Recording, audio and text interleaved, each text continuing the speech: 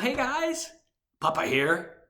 I'm so excited to be able to read the Chronicles of Narnia with you guys. Your mom and I had this idea because when they were little, I used to read to them. I like to use all the voices and tell stories in a way that hopefully make them come alive. And the Chronicles of Narnia is one of the most incredible stories out there. It was written back in the 1950s. And Clive Staple Lewis, C.S. Lewis, he wrote these books for his nieces and nephews because he didn't have any children. But he loved being able to tell stories. Now, a couple of things. The first one is there are 7 books in this series. The first one that we're going to start with is obviously book number 1, The Magician's Nephew. And then we'll go from there. The one that's right after that is probably one of the most famous books of the whole Chronicles, which is The Lion, the Witch, and the Wardrobe.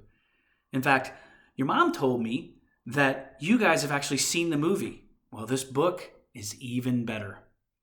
I really want to encourage you that if you guys have the books, to bring them out and read them along with me when I tell the story. Because I'm going to be telling the story from my computer. I could just sit here and read a book, but then you don't get a chance to see my face, and you certainly don't get a chance to hear all the voices. So, we're going to read together these stories. So let's get started. The first book is The Chronicles of Narnia, The Magician's Nephew. Oh, and one last thing. You'll recognize that I'm wearing a Colorado shirt. It's because you have to remember that you're in Colorado. Because we're going to be going to the land of Narnia, this land that's far away from here, a magical land where animals talk, and we hear of this wonderful lion named Aslan. In fact, he's a lot like God. He knows all things, he creates Narnia, and he even shows us how much he loves us by dying for us. All right, so if you have The Magician's Nephew with you, let's go to chapter 1. The first chapter is The Wrong Door.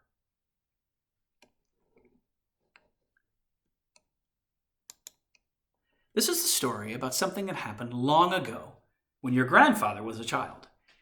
It's a very important story because it shows how all the comings and goings between our world and the land of Narnia first began. In those days, Mr. Sherlock Holmes was still living in Baker Street, and the Bastables were looking for treasure in the Lewisham Road. In those days, if you were a boy, you had to wear a stiff Eton collar every day, and schools were usually nastier than now. But meals were nicer, and as for sweets, well, I won't tell you how cheap and good they were, because it would only make your mouth water in vain. And in those days, there lived in London a girl called Polly Plummer. Hang on just a second.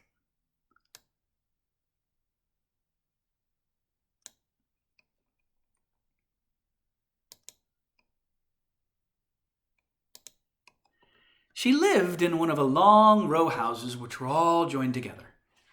One morning, she was out in the back garden when a boy scrambled up from the garden next door and put his face over the wall. Polly was very surprised because up till now, there had never been any children in that house, but only Mr. Ketterley and Miss Ketterley, a brother and a sister, old bachelor and old maid, living together. So she looked up, full of curiosity. The face of the strange boy was very grubby. It could hardly have been grubbier if he had first rubbed his hands in the earth and then had a good cry and then dried his face with his hands. As a matter of fact, this was very nearly what he had been doing. "Hello," said Polly. "Hello," said the boy. "What's your name?" "Polly," said Polly. "What's yours?"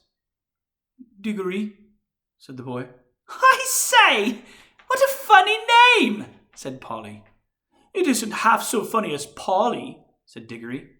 "Yes, it is," said Polly. "No, it isn't," said Diggory. "At any rate, I do wash my face," said Polly, "which is what you need to do, especially after—" And then she stopped. She had been going to say, "after you've been blubbing," but she thought that wouldn't be very polite. All right, I have been then, said Diggory in a much louder voice, like a boy who wasn't so miserable that he didn't care who knew he had been crying. And so would you, he went on, if you lived all your life in the country and had a pony and a river at the bottom of the garden and then been brought to live in a beastly hole like this. London isn't a hole, said Polly indignantly. But the boy was too wound up to take any notice of her, and he went on, and if your father was away in India, and you had to come and live with an aunt and an uncle who's mad, who would like that? And if the reason that they were looking after your mother,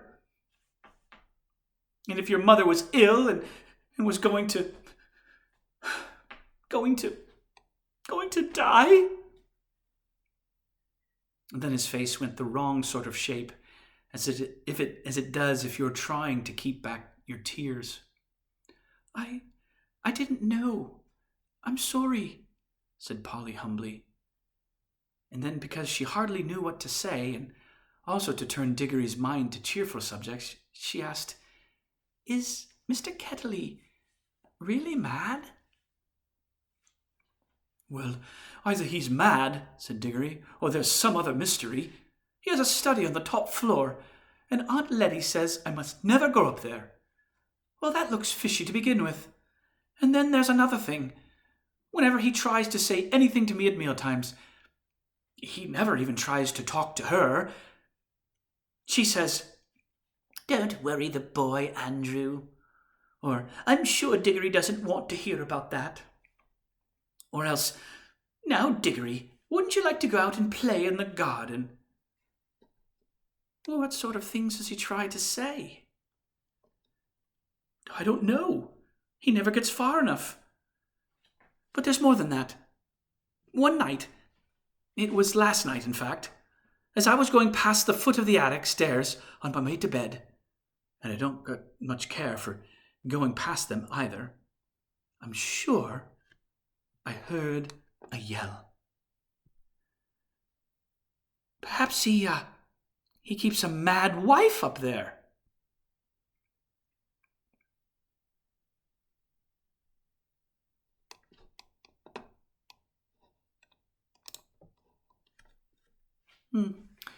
Yes, I've thought of that. Or perhaps he's a coiner. Or he might have been a pirate, like the man at the beginning of Treasure Island, and be always hiding from his old shipmates. How exciting, said Polly. I never knew your house was so interesting. You may think it's interesting, said Diggory, but you wouldn't like it if you had to sleep there. How would you like to lie awake, listening for Uncle Andrew's step to come creeping along the passage to your room?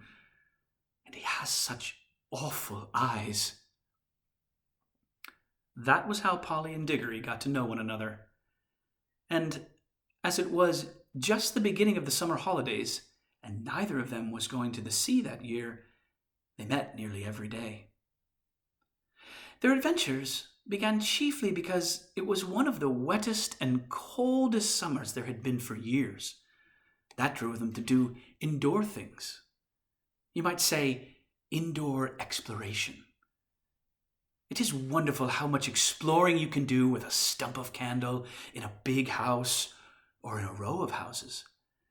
Polly had discovered long ago that if you opened a certain little door in the box room attic of her house, you would find the cistern and a dark place behind it which you could get into by a little careful climbing. The dark place was like a long tunnel with brick wall on one side and a sloping roof on the other. In the roof, there were little chunks of light between the slates. There was no floor in this tunnel. You had to step from rafter to rafter, and between them there was only plaster. If you stepped on this, you would find yourself falling through the ceiling of the room below. Polly had used the bit of the tunnel just beside the cistern as a smuggler's cave. She had brought up bits of old packing cases and the seats of broken kitchen chairs and things of that sort, and spread them across from rafter to rafter so as to make it a bit of floor. Here she kept a cash box containing various treasures, and a story she was writing, and usually a few apples. She had often drunk a quiet bottle of ginger beer in there. The old bottles made it look more like a smuggler's cave. Diggory quite liked the cave. She wouldn't let him see the story, though. But he was more interested in exploring. "Look here," he said. "How long does this tunnel go on for? I mean, does it stop where your house ends?" "No," said Polly.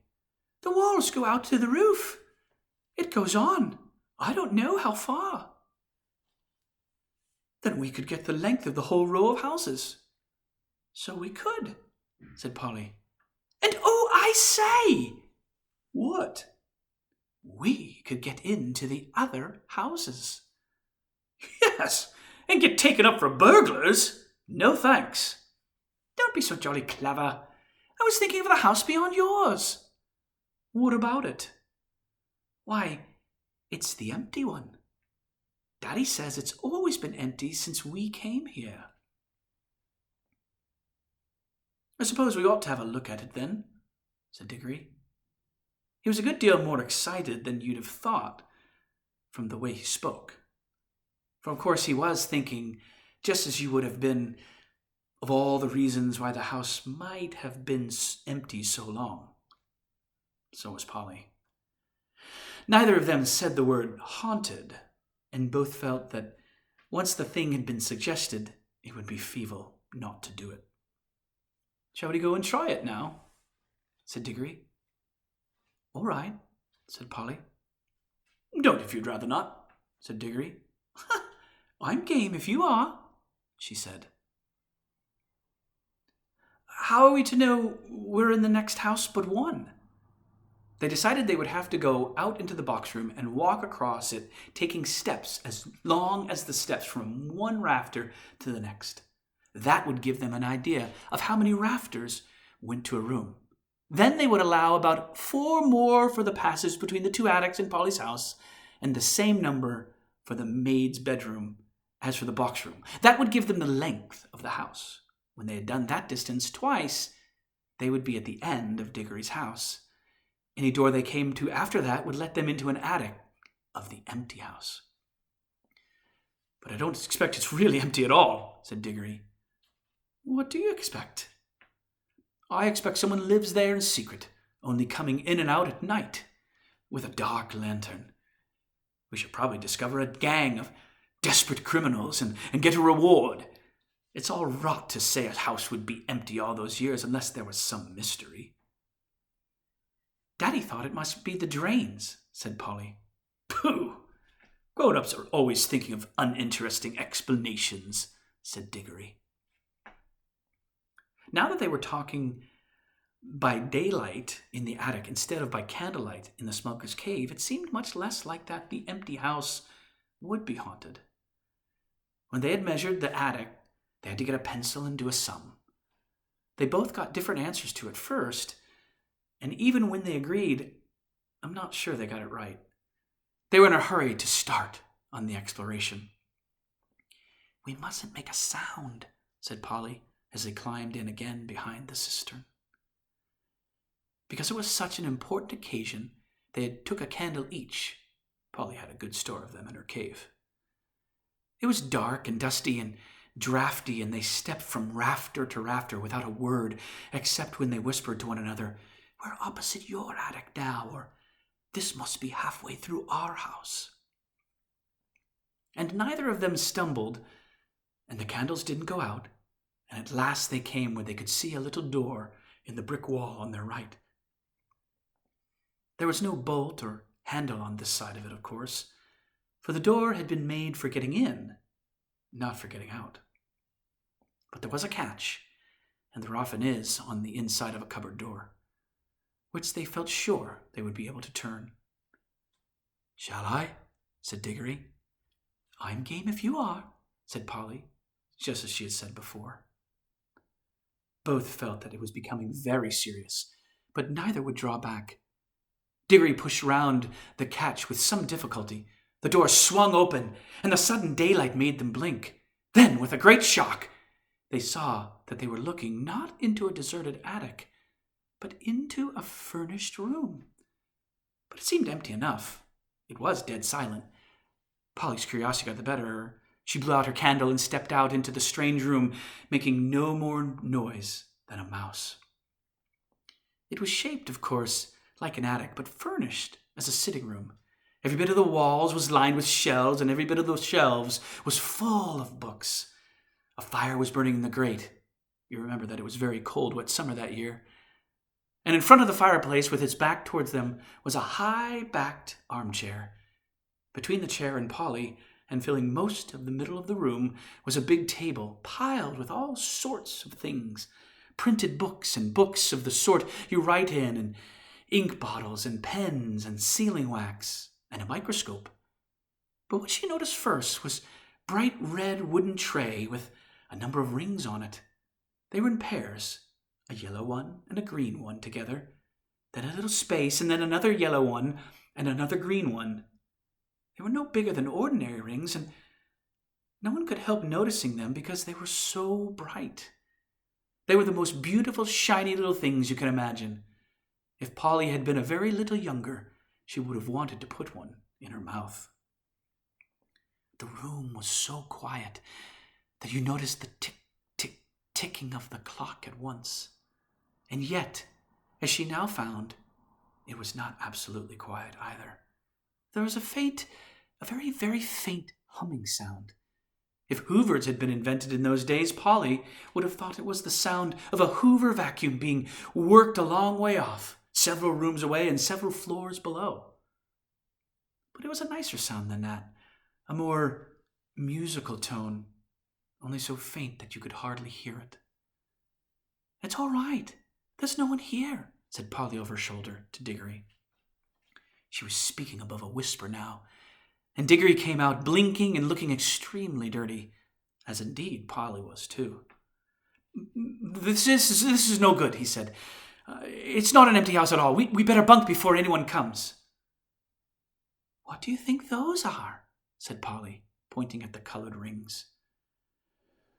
"Oh, come on," said Diggory. "The sooner—" He never finished what he was going to say, for at that moment something happened. The high-backed chair in the front of the fire moved suddenly, and there rose up out of it, like a pantomime demon coming out of a trap door, the alarming form of Uncle Andrew. They were not in the empty house at all. They were in Diggory's house, and in the forbidden study. Both children said, "Oh," and realized their terrible mistake. They felt they ought to have known all along they hadn't gone nearly far enough. Uncle Andrew was tall and very thin. He had a long, clean-shaven face with a sharply pointed nose and extremely bright eyes, and a great tousled mop of gray hair. Diggory was quite speechless, for Uncle Andrew looked 1,000 times more alarming than he had ever looked before. Polly was not so frightened yet, but she soon was. For the first thing Uncle Andrew did was to walk across to the door of the room, shut it, and then turn the key in the lock. Then he turned round, fixed the children with his bright eyes, and smiled, showing all his teeth. "There," he said, "now my fool of a sister can't get at you." It was dreadfully unlike anything a grown-up would be expected to do. Polly's heart came into her mouth, and she and Diggory started backing towards the little door they had come in by. Uncle Andrew was too quick for them. He got behind them and shut that door too, and stood in front of it. Then he rubbed his hands and made his knuckles crack. He had very long, beautiful white fingers. "I'm delighted to see you," he said. "2 children are just what I wanted." "Please, Mr. Ketterly," said Polly, "it's nearly my dinner time, and I've got to go home. Will you let us out, please?" "Not just yet," said Uncle Andrew. "This is too good an opportunity to miss. I wanted 2 children. You see, I'm in the middle of a great experiment. I've tried it on a guinea pig, and it seemed to work. But that a guinea pig can't tell you anything, and you can't explain to it how to come back." "Look here, Uncle Andrew," said Diggory. "It really is dinner time, and they'll be looking for us in a moment. You must let us out." "Must?" said Uncle Andrew. Diggory and Polly glanced at one another. They dared not say anything, but the glances meant, "Isn't this dreadful?" or "We must humor him." "If you let us go for our dinner now," said Polly, "we could come back after dinner." "Ah, but how do I know that you would?" said Uncle Andrew with a cunning smile. Then he seemed to change his mind. "Well, well," he said, "if you really must go, I suppose you must. I can't expect two youngsters like you to find it much fun talking to an old buffer like me." He sighed and went on. "You've no idea how lonely I sometimes am. But no matter. Go to your dinner. But I must give you a present before you go. It's not every day that I see a little girl in my dingy old study, especially, if I may say so, such a very attractive young lady as yourself." Polly began to think he might not really be mad after all. "Wouldn't you like a ring, my dear?" said Uncle Andrew to Polly. Do you mean one of those yellow or green ones?" said Polly. "How lovely!" "Not the green one," said Uncle Andrew. "I'm afraid I can't give you the green ones away. But I'd be delighted to give you any of the yellow ones with my love. Come and try one on." Polly had not quite got over her fright and felt sure that the old gentleman was not mad.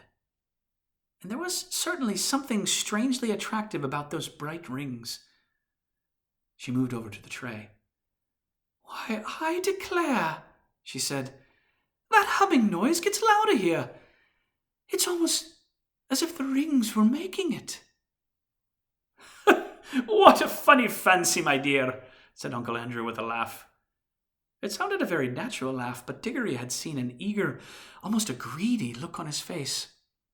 "Polly, don't be a fool," he said. "Don't touch them." But it was too late. Exactly as he spoke, Polly's hand went out to touch one of the rings, and immediately, without a flash or a noise or a warning of any sight, there was no Polly. Diggory and his uncle were alone in the room. We'll have to see what happens to Polly in Chapter 2.